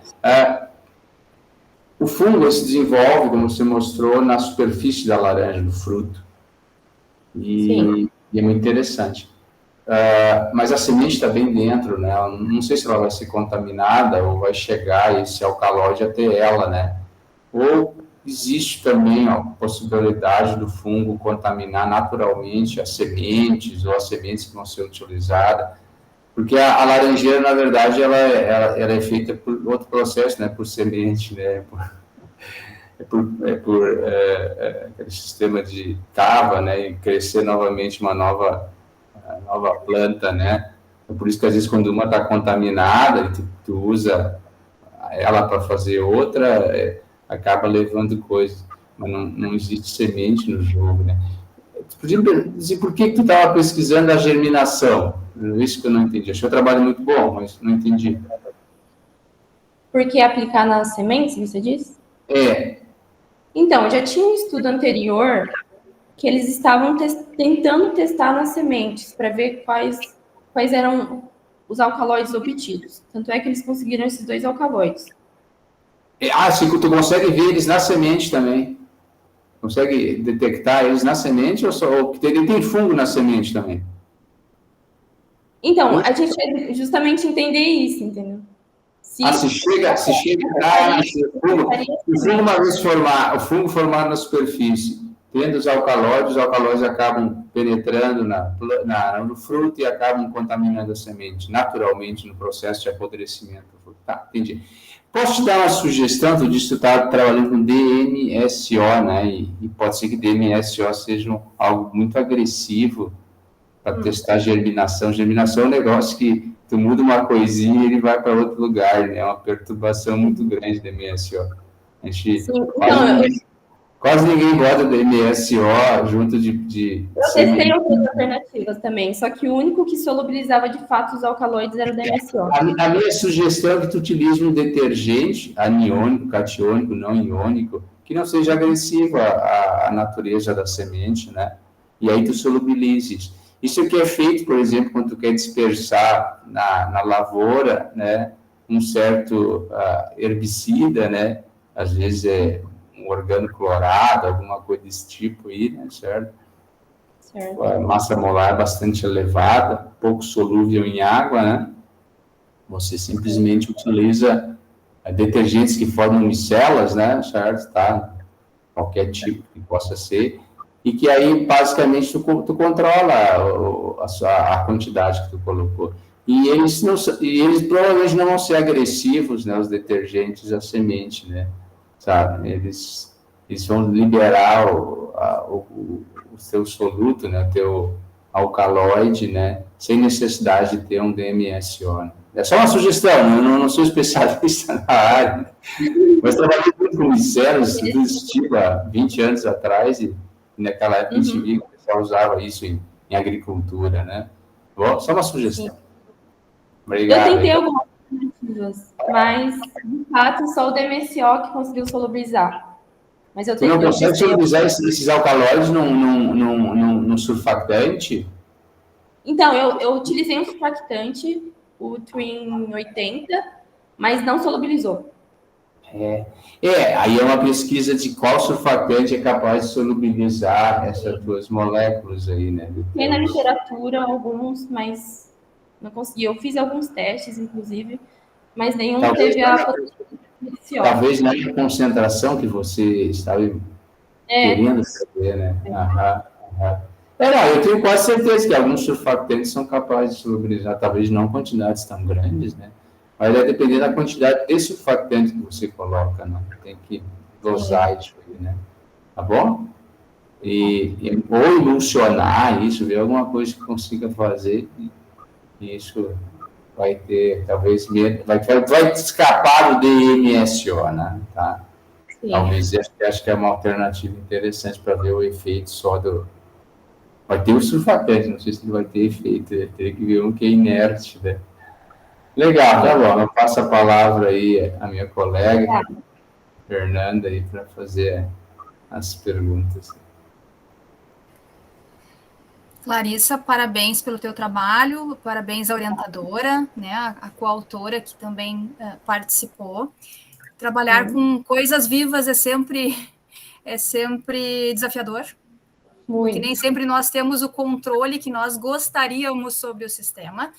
Então, e parabenizo também pelo tema, né? Trabalhar com agricultura num contexto brasileiro é excelente, né? Nós temos essa vocação e a química tem que ocupar esses espaços, sim.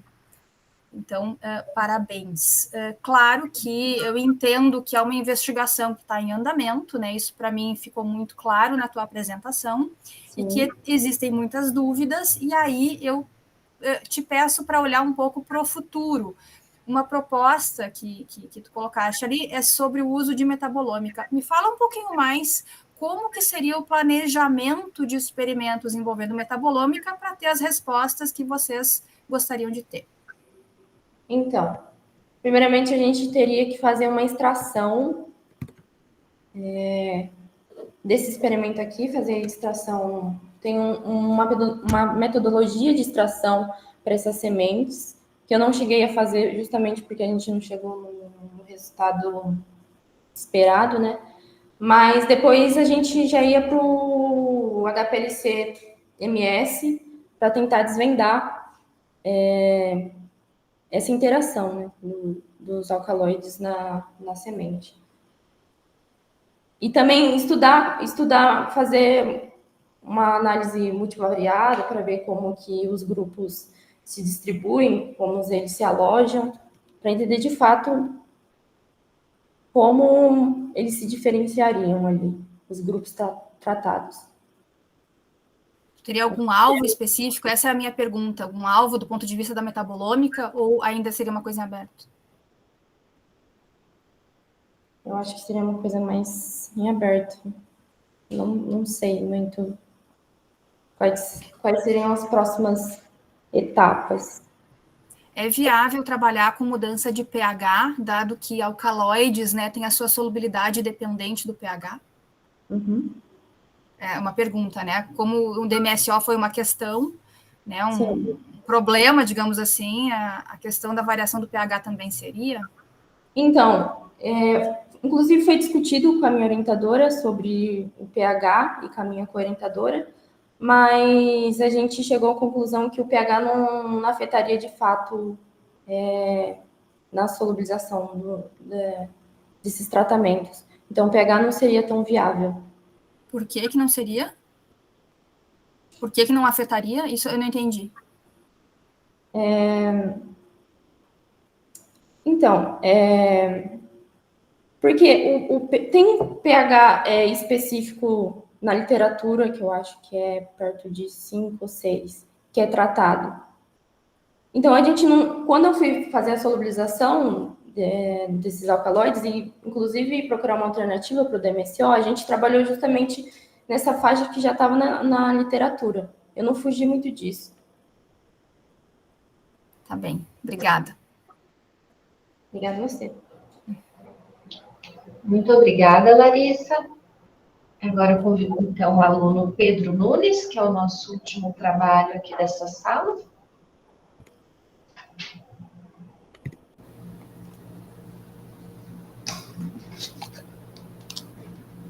Bom dia, tudo bem? Vocês estão conseguindo me ouvir bem? Sim, Pedro, tudo certo. Bom dia para todo mundo, bom dia aos avaliadores. Vou começar a apresentar aqui.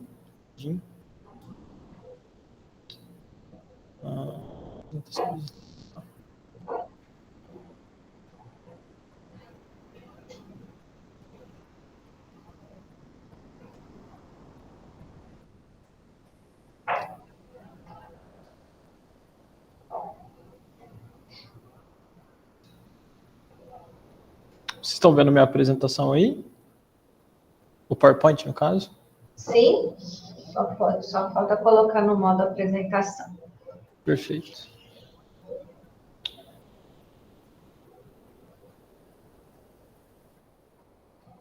Perfeito, pode Tudo começar. certo? Bom, bom dia, pessoal. Meu nome é Pedro, eu sou aluno de IC do Grupo de Catálise Nanomateriais e aluno da professora doutora Daniela Zanchetti. Eu vou falar um pouco sobre o meu estudo a respeito dos catalisadores das fases oxidadas e reduzida do ferro na reação de HDO da acetona. Bom, antes de falar especificamente da HDO da acetona, eu preciso esclarecer um pouco o que é HDO. A partir da biomassa lignocelulósica, é possível produzir uma mistura que é chamada de bioóleo. Essa mistura ela é altamente complexa e contém uma grande quantidade de compostos orgânicos, que, apesar dela ter um grande valor agregado e ter a possibilidade até de substituir combustíveis a partir do petróleo, ela tem um alto conteúdo de oxigênio. E esse conteúdo de oxigênio tanto diminui o poder calorífico dessa mistura, quanto ela adiciona problemas de reatividade e de armazenamento. Uma das maneiras, então, de estar reduzindo esse conteúdo de oxigênio é o uso de processos de upgrading catalítico, entre eles, justamente, a reação de hidrodesoxigenação. Essa reação, através de uma atmosfera rica em hidrogênio, temperaturas brandas de temperatura e pressão e um catalisador heterogêneo, ela busca justamente essa redução do conteúdo de oxigênio através da clivagem seletiva de ligações CO e tentando preservar o caráter de ligação carbono-carbono. Nesse meu estudo, eu estou usando a acetona, que ela vai funcionar como uma molécula modelo dos bióleos, uma vez que é uma uma mistura justamente muito complexa, e ela também consegue representar aí entre 10% e 15% dos bióleos no geral. Acetona, no caso. A acetona é a acetona mais simples, e por isso eu estou utilizando ela.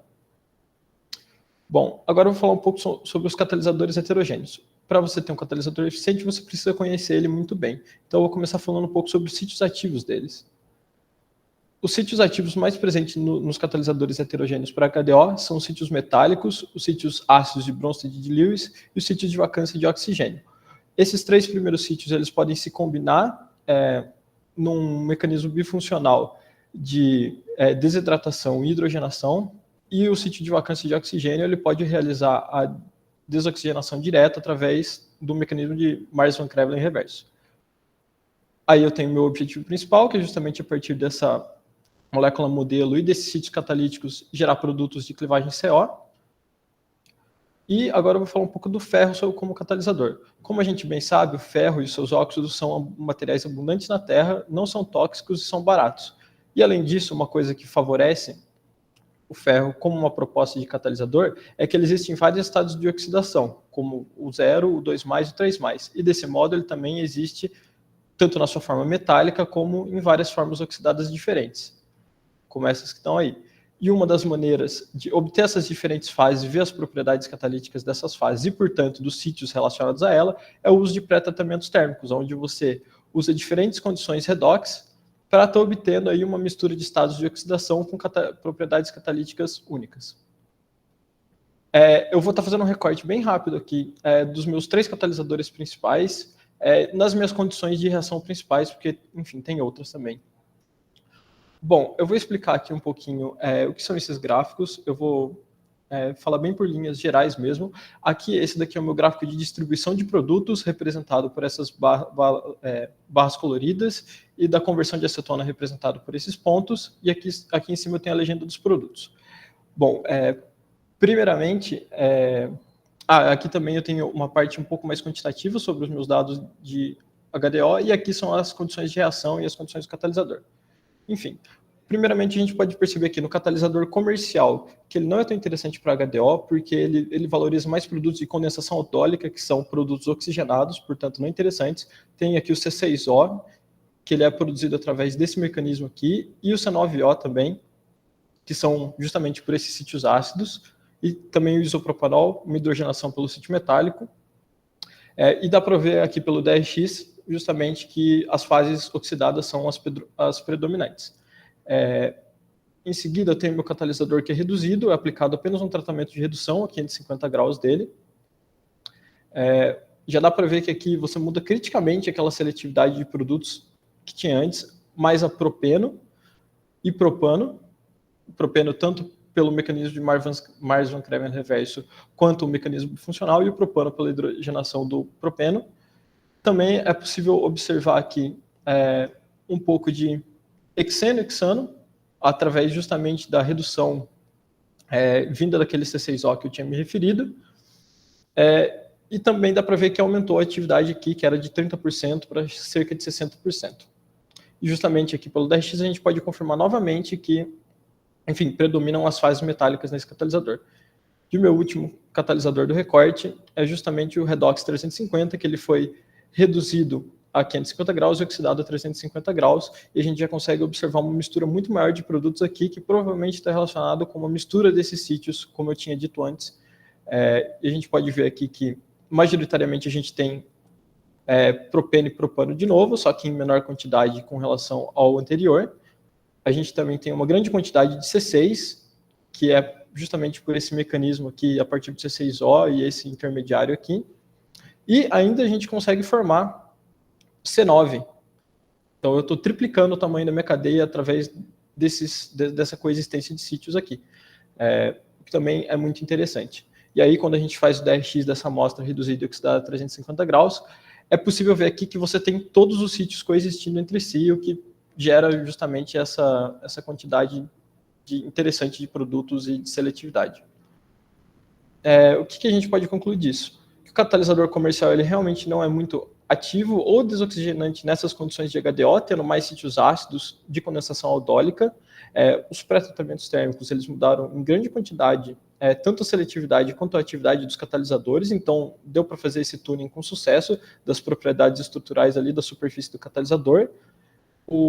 Você pode até observar ali que no catalisador reduzido, a sua fase cristalina é apenas de fase metálica, mas o ferro é um metal muito oxofílico, ele provavelmente tem certa acidez também, e isso favorece a ligação da ligação CO, aliás, do oxigênio na superfície do catalisador, e consegue facilitar justamente que ocorra essa clivagem CO, ao invés de muita hidrogenação e muitos produtos de quebra de ligação CC. O Redox 350, a gente vê aquela coexistência de sítios, que é muito interessante, porque leva para uma mistura de produtos, mas o mais interessante é que você consegue fazer bastante acoplamentos CC. Então, você tem os sítios ácidos de condensação condensando para C6O e C9O, e você tem a parte metálica, conseguindo fazer aquele mecanismo bifuncional, ou a vacância de oxigênio, reduzindo isso para produtos de cadeia maior, como C6 e C9. Então, olhando para isso, o óxido de ferro bulk, o ferro e o óxido de ferro bulk são catalisadores promissores para esse tipo de reação e para valorização de biomassa no geral, porém, você sempre precisa ter aquela fase metálica ativa para ativar o hidrogênio e conseguir se ligar bem à sua molécula de interesse. Eu queria agradecer ao Unicamp e ao IQ pela oportunidade, ao meu grupo e para a FAPESP pelo financiamento. Obrigada, Pedro, parabéns. Passo a palavra aos professores. Parabéns, Pedro, parabéns à tua orientadora, a professora Daniela, que sempre faz trabalhos excelentes, né? Muito clara a tua apresentação, né? Muito didática, né? Senti bastante firmeza na tua fala. E eu fiquei com algumas dúvidas. É uma pena que não temos muito tempo, então eu vou restringir algumas das perguntas apenas em cima do que eu queria conversar contigo.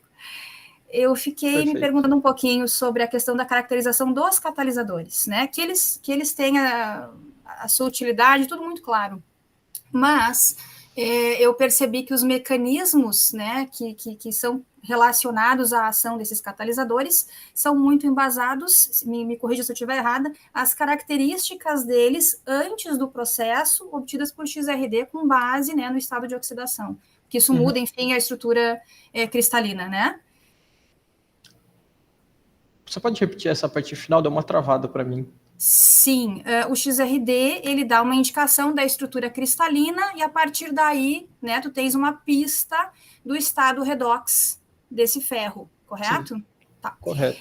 E aí, o que se fez foi, então, correlacionar, né, as características desse catalisador antes do processo com mecanismos, né, prováveis relacionados à conversão do teu material de partida a produto. Isso. Muito bem. Aí eu me perguntei, existe a possibilidade ou a perspectiva de realizar estudos do catalisador in situ? Isso é duas coisas só. Aqui no DRX tem tanto realmente a caracterização pré-reação, mas eu também incluí a pós-reação, porque, de certa forma, a minha reação está mudando ali o estado da superfície do meu catalisador, porque é uma atmosfera muito hidrogenante, de certa forma.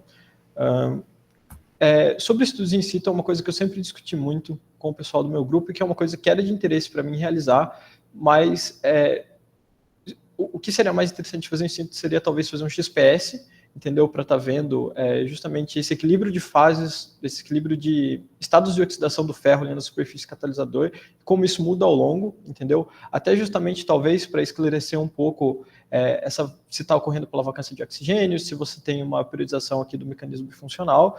Só que isso não é uma coisa simples de se fazer, entendeu? E uma das opções que a gente teria para fazer, por exemplo, um XPS in situ seria levar em Cardiff, na Universidade de Gales.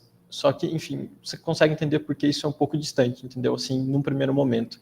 Então, assim, teria que ter uma coisa muito bem definida e muito bem pensada para talvez tentar fazer esse estudo in situ. Vocês não conseguem fazer no CNPEM? O XPS in situ eu imagino que não. No futuro?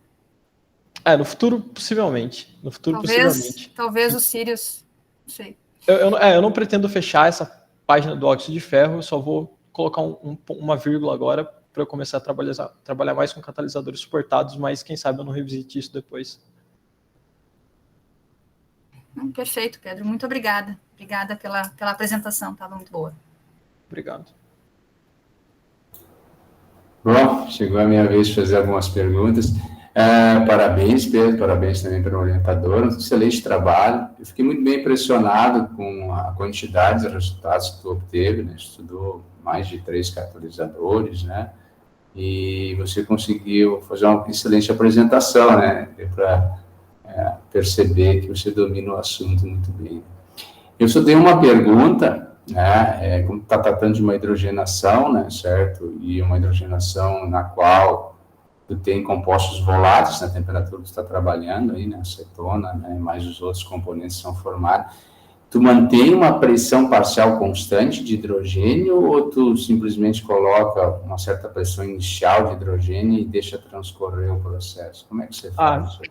Que bom que você perguntou isso. Então, eu não coloquei isso nos slides, obviamente, por causa do tempo, que é muito curto, e justamente pelo volume de coisas que eu já tinha para falar, mas a gente trabalha com uma linha catalítica que ela é online, ligada diretamente no GC, e eu faço essa reação de HDO, ela pode ser feita tanto justamente na fase líquida, ou ela pode ser feita na fase gasosa, que é o que eu faço, porque na fase gasosa você não precisa de tanto hidrogênio assim, você pode usar temperaturas um pouco mais baixas, no meu caso, por exemplo, 300 graus, para fazer essa reação estar acontecendo. Então, com o que eu estou trabalhando aqui?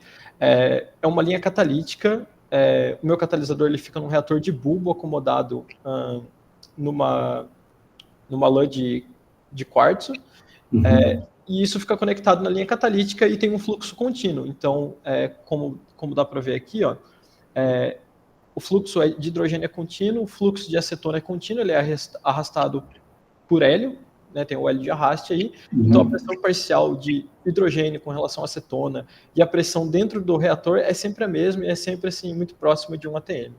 Não tem. Legal. Isso é importante saber isso aí. Não é em alta pressão, então. Não, é realmente em condições brandas. A última pergunta, você partiu de fazer todo esse trabalho, que é muito bem feito, utilizando acetona, né? Isso. Você poderia utilizar um éster, por exemplo, para ver quais seriam as mudanças que você teria? Seria mais oxigenado do que a acetona? Então, na bibliografia, eles têm a HDO no geral, ela é até que bem estudada, entendeu? Lógico, com diferentes tipos de catalisadores um pouco mais estado da arte, enfim. E eles sempre estão trabalhando com moléculas que têm geralmente 2 oxigênios, às vezes alguns ácidos carboxílicos, e sim, teria a possibilidade de estar usando um éster e tal, mas a acetona ela foi escolhida não só por causa da porcentagem que ela representa no bióleo, mas pela simplicidade dela, porque isso que eu mostro dos mecanismos aqui é simplesmente um recorte, ele é muito maior, ele é realmente muito maior, tem muita reação lateral acontecendo,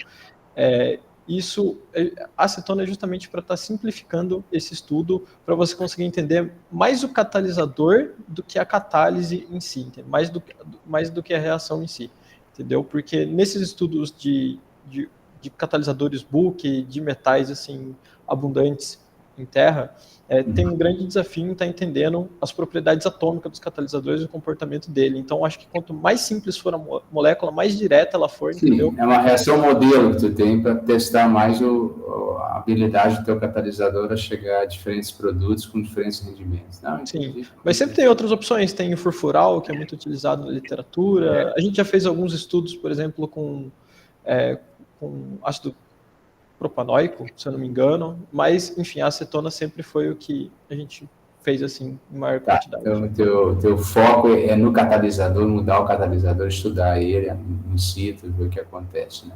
Tá muito bom. Estou satisfeito, passo, então, a palavra para a Miriam, aí, para as questões finais, aí, né? Me agradeço. Obrigado. Obrigada, Pedro. Os demais alunos também que permanecem aqui na sala, né? Encerramos, então, essa sala. Os professores gostariam de fazer algum comentário geral, final? Eu gostaria de parabenizar absolutamente todos os estudantes que se apresentaram aqui, porque nós sabemos que se expor, né, a um público e a avaliação de uma banca nunca é fácil. É um desafio tremendo, então eu parabenizo vocês pela iniciativa de passarem por isso e que aproveitem o melhor dessa experiência, porque tudo é crescimento. E vocês, com certeza, estão todos no caminho certo, né? Que é justamente se desafiar. Então, parabéns a todos, eu fico bem feliz de ter participado e contribuído um pouquinho com esse processo. Eu também faço as palavras da minha colega Fernanda. A qualidade dos trabalhos tem sido muito grande, né, certo? Nós estamos vendo somente uma pequena fração que foi selecionada, né, certo? Certamente os outros trabalhos que tem lá, a gente pode até olhar, também são muito bons, né, certo? E eu fiquei muito bem impressionado com o domínio dos estudantes sobre o seu tema, isso é uma coisa muito importante, né?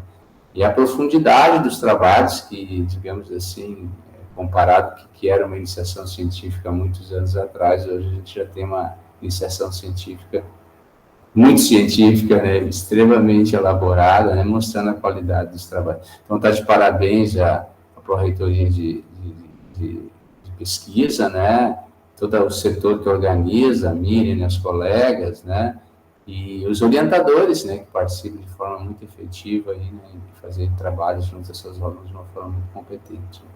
A Unicamp está de parabéns aí, Instituto de Química, por esse novo sistema, né, porque eu participei numa época muito antiga que a gente tinha que ir lá, né, no grande ginásio, né, e nessa época tão quente, eu lembro lá era muito quente, né, a gente tinha muito pouco tempo. Gostei desse modo de apresentação, eu acho que ele traduz muito bem a seleção de trabalhos e a apresentação.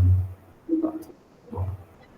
Obrigada, professor Marcelo e professora Fernanda, pela colaboração, por dispor o tempo aí de vocês para nos ajudar. Realmente, até essa semana eu comentei aqui, falei, ainda bem que o nosso evento presencial já foi há umas 2, 3 semanas e não caiu bem nessa semana de calorão, que todos os alunos que estão aqui estavam lá, iam sofrer um pouquinho, né? Mas a gente está fazendo essa segunda etapa virtual, para também ter avaliadores, aí a gente consegue trazer gente do Brasil todo, tem a professora lá do Rio Grande do Sul, que no modelo presencial ficaria mais complicado, né?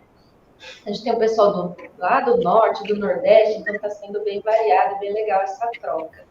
Então, obrigada novamente a vocês. Eu vou, então, encerrar aqui a nossa transmissão. Se vocês tiverem alguma dúvida mais pontual da avaliação e tudo mais, eu estou aqui à disposição também.